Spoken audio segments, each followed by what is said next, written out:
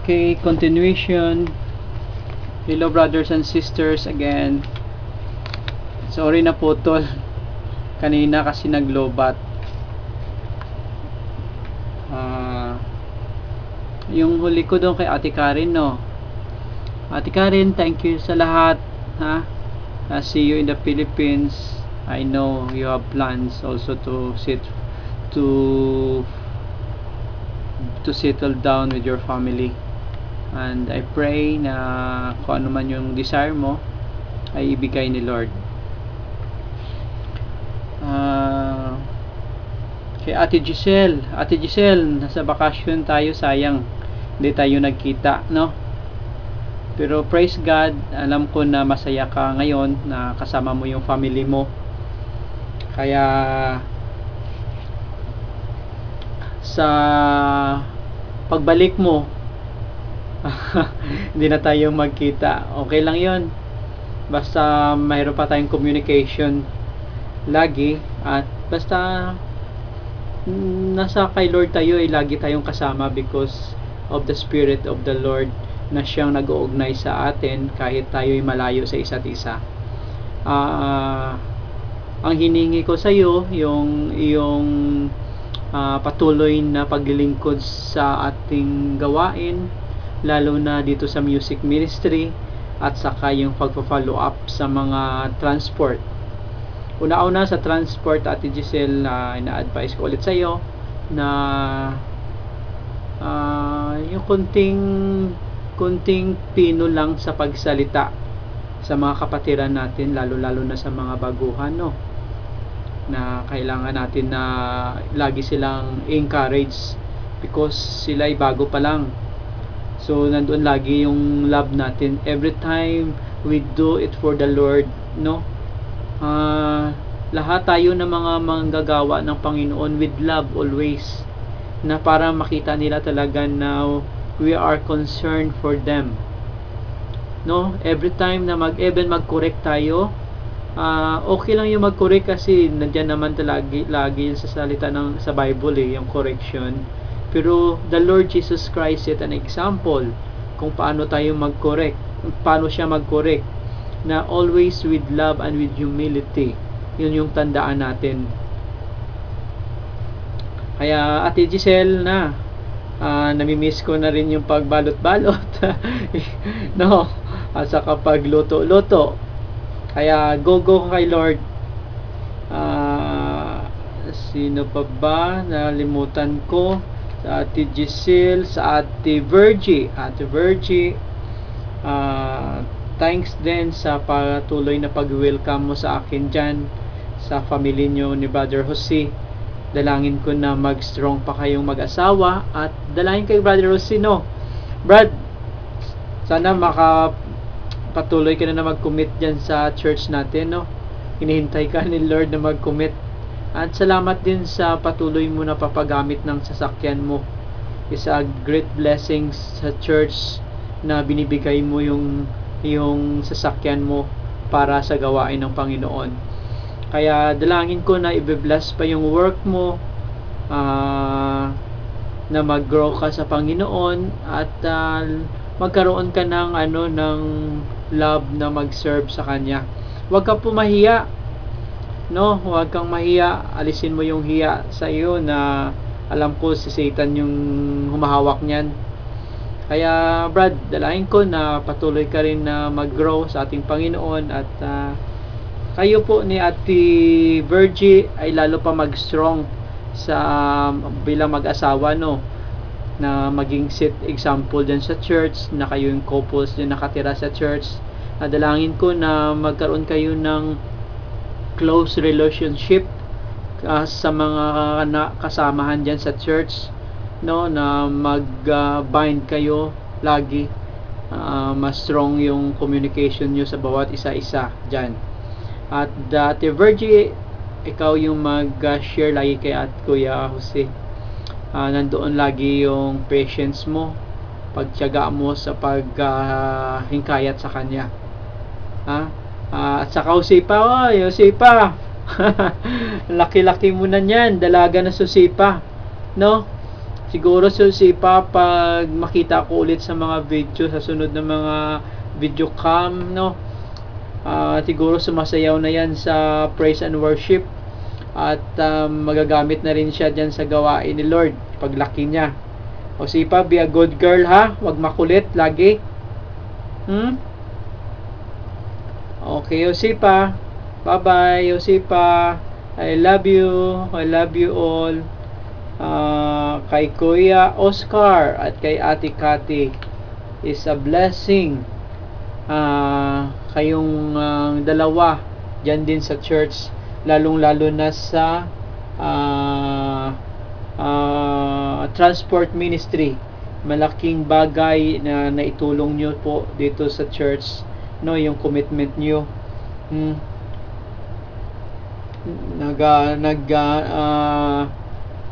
Malaking bagay na ginagamit kayo ni Lord.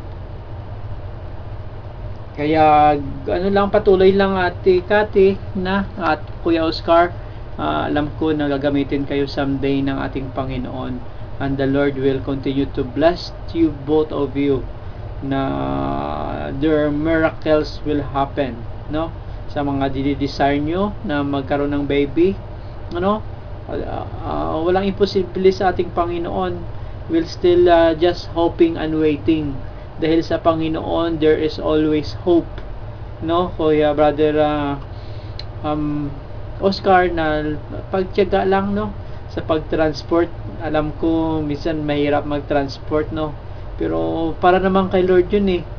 Malaking gantimpala nyo yung blessings na kayo po ay ginagamit ng Panginoon, no.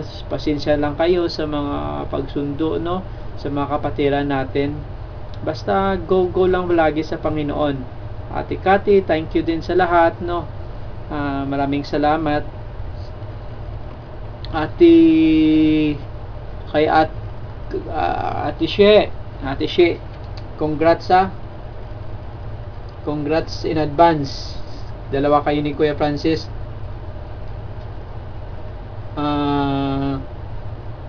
Nagchat-chat kasi si Lancy sa FB.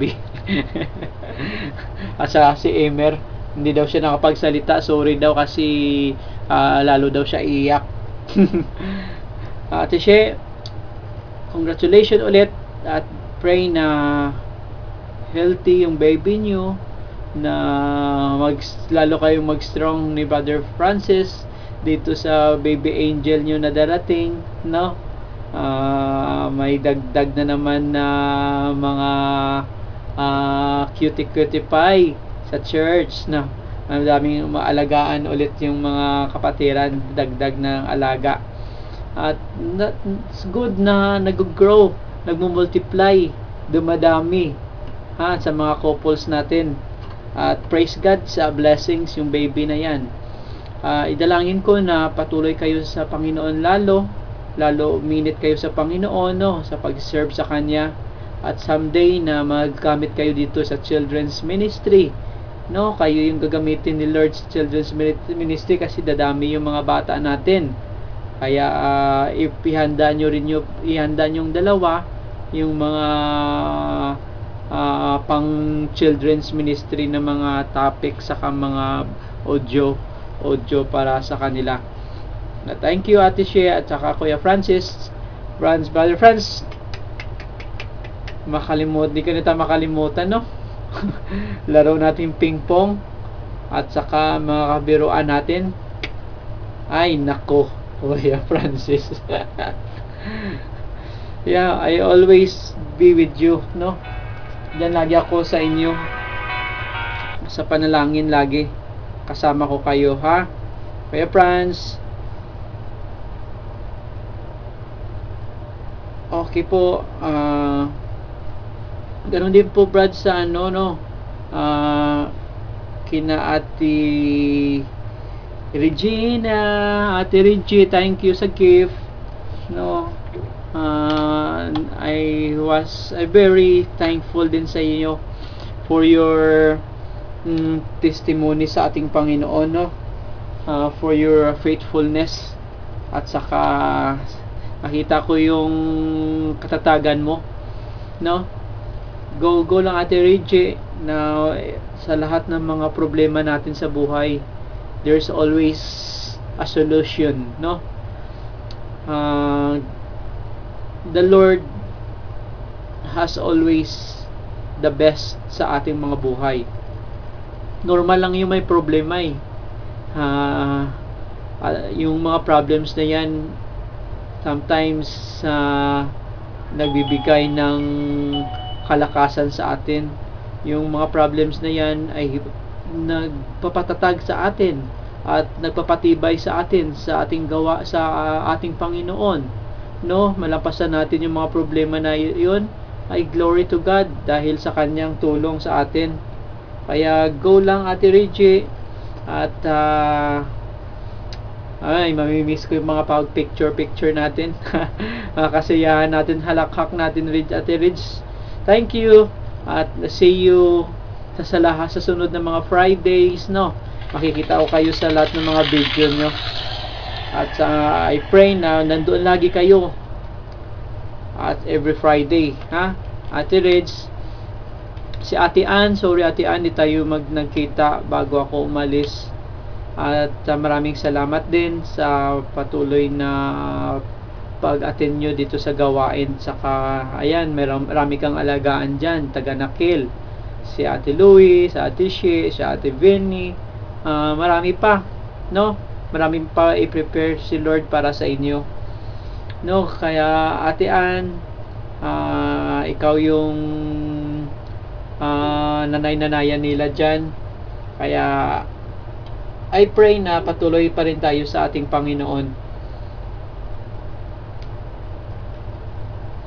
Sunod si Ate Tess. Ate Tess, thank you din, ha?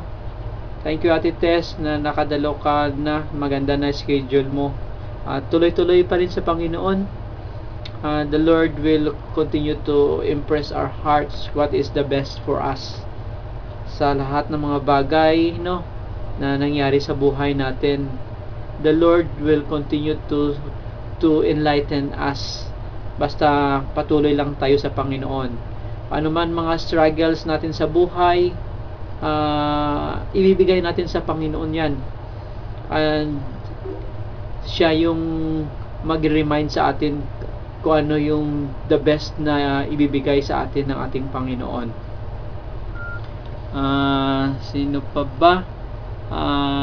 Sila Ate Veron. Ate Veron, okay. Buti sa Ate Veron, nakabakasyon na, no? Ate Veron, maraming salamat din, ha, sa lahat ng sa patuloy mo na pagdalo sa ating Panginoon, your faithfulness. At I pray na lalo ka pang lalago at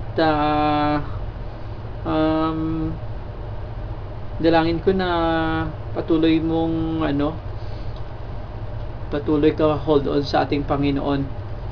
At ganun din kay Ate Tangkad. Ate Tangkad, mamimiss ko yung cake mo, no? Padalahan mo na lang ako sa Abu Dhabi ng cake, ha? No, wala na magbe-bake sa akin doon sa Abu Dhabi ng cake.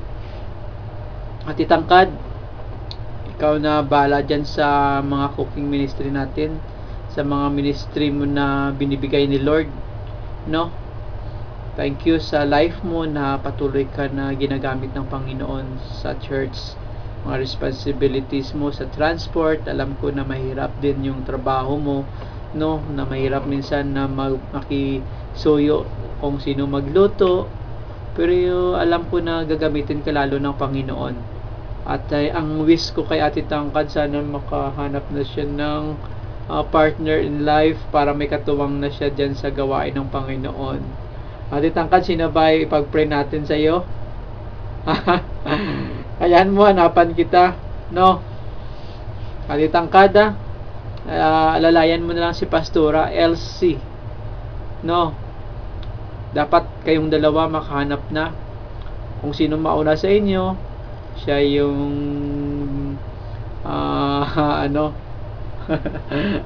okay, dalawa kayo at titangkad, sabay you, double wedding, no?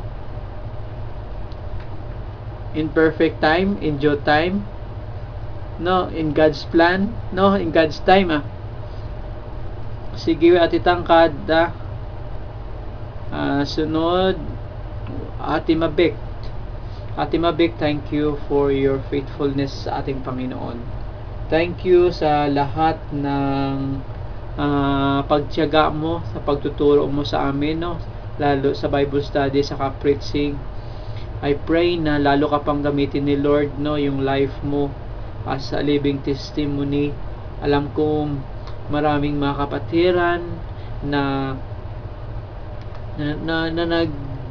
nais talaga na yung sa mga pagtuturo mo sa BS, na even though na hindi pa tayo kabihasa, pero nakita talaga yung sa buhay mo, no, na yung testimony sa life mo, kung paano ka binago ni Lord at saka paano ka magturo sa amin. Maraming salamat, na dalangin ko na yung pagtitiyaga ay habaan pa rin ni Lord. Ate Mabika, marami kasi nag-chat sa akin ngayon, no, dito, kaya nadisturbo yung pagsalita ko. Kasi galing lang namin sa sige, sunod, Ate Mabik, aking dalangin na patuloy ka pa rin na paggamit niyan sa church. Alam namin na isa kang haligi dyan na sa church natin, lalo na sa mga teaching at sa preaching, at saka yung sa life mo. Everybody is looking sa life mo. Marami nagsabi sa akin na the Lord is using you so much in the church. Kaya I-pray na lalo kapag pa rin, at nandun pa rin lalo yung love mo na mag-commit dyan sa church, at marami ka pang kaluluwa na madala at lalong ma-encourage sa life mo. Sino pa ba? Yung taga-Nakil, no? Yung mga single ladies, single sisters, thank you very much. Even for the short time ay nagkakilala tayo at nag-close tayo sa Ate Louie. Ate Louie, maraming salamat sa Ate Louie, wala na akong makachat. Lalo pa tayo pa mag-chat pa rin, lalo sa FB. Ate Louie, thank you sa lahat ng mga bagay na mga comments mo sa akin. Thank you na yung sa pagta-trust mo sa akin, no, at saka thank you din na patuloy ka rin sa Panginoon na umatin sa kanyang gawain, at dalangin ko na manatili pa rin kayo. Ate Louie, the Lord is there always to protect us, no? Don't be discouraged sa mga sabi-sabi ng iba. The Lord is greater, no? The Lord is great. He is greater, no, sa mundong ito. Sino mang authority, nandun lagi yung protection ng Panginoon sa atin. At I pray na patuloy kang uminit at gamitin ng Panginoon dyan. I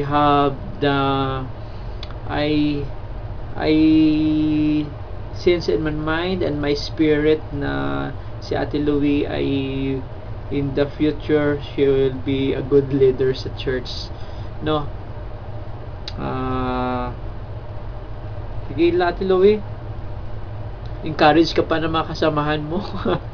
Yan, sa Ate Shea, sa Ate Vinnie, thank you for your kindness, no, sa mga pagluluto. Maraming salamat sa mga bagay na natutulong nyo, lalo na dito rin sa pagluluto, Ate Vinnie, lalo na patuloy kayo sa gawain ng Panginoon, mag-commit, at what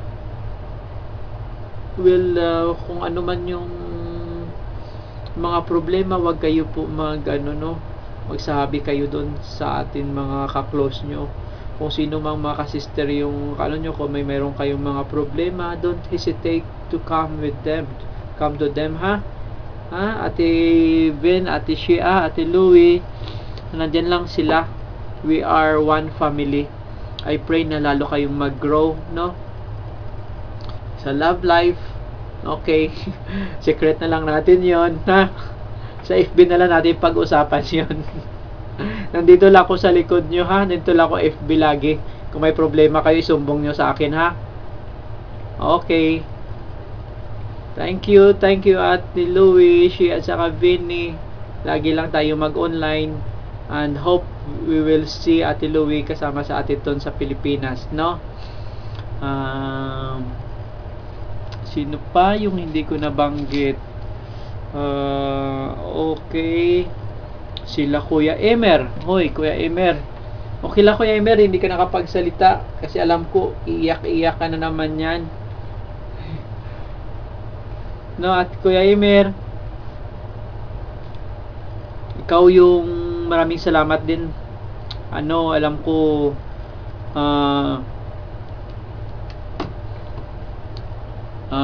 malayo yung bahay niyo, no? Kaya hindi tayo lagi nagkakasama tuwing Friday na lang. Basta yung prayer ko na lang sa inyo, Brad, patuloy pa rin sa Panginoon, ha? Lagi lang attend, no? Kasi pag attend natin ng gawain ay doon tayo mag-grow sa Panginoon, no? No, yung mga salita niya, lalo na kung yung salita ng Panginoon ay isa puso natin, walang hindi lalabas yun sa buhay natin na walang ibabalik.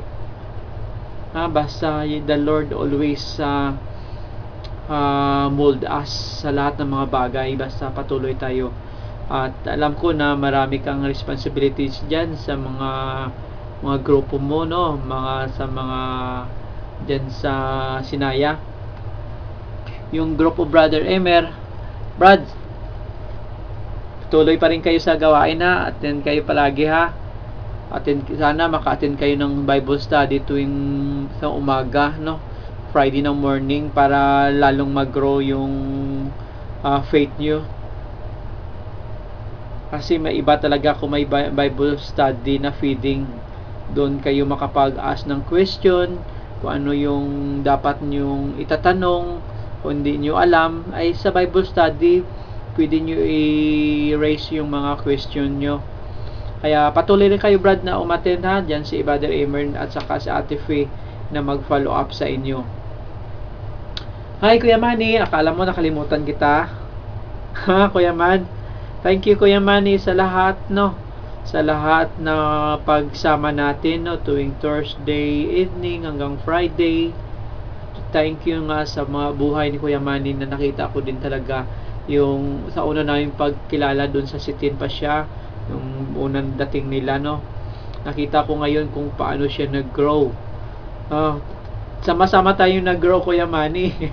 Ako din, I don't expect na ganito din na naratnan ko, no? Yung naging yung naging way na para nakapag-share. Iwan ko bakit hindi ko talaga ma-expect na every time na magkausapin yung mga bago, no? Ganun siguro ibinigay ni Lord, no, na impress sa atin na tayo dapat na mga matagal na ganun gawin natin, i-encourage kausapin yung mga baguhan, kasi para ma-feel at home sila at makita nila na they are welcome sa family ni Lord. Kuya Manny, lalo ka pag-grow, alam ko mayroon kang desire na paggamit sa ating Panginoon. Basta patuloy ka lang magsiliksik ng kanyang salita, ay gagamitin kanya. At hindi kami nagkita ng sister wife mo. Kamusta mo na lang ako sa kanya, ha? Kuya Man, marami kang i-follow up. Mga alaga mo, si Brother Joseph, sila Brother Romel, si Brother Oscar. Regards na lang sa kanila, at I pray na patuloy pa rin sila sa gawain ng ating Panginoon.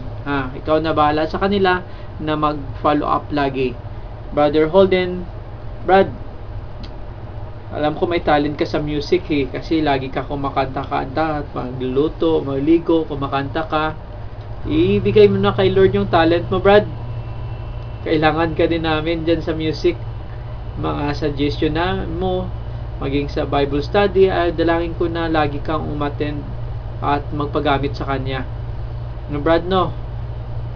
Ikaw na bahala dyan magtulong kina Kuya Saudi.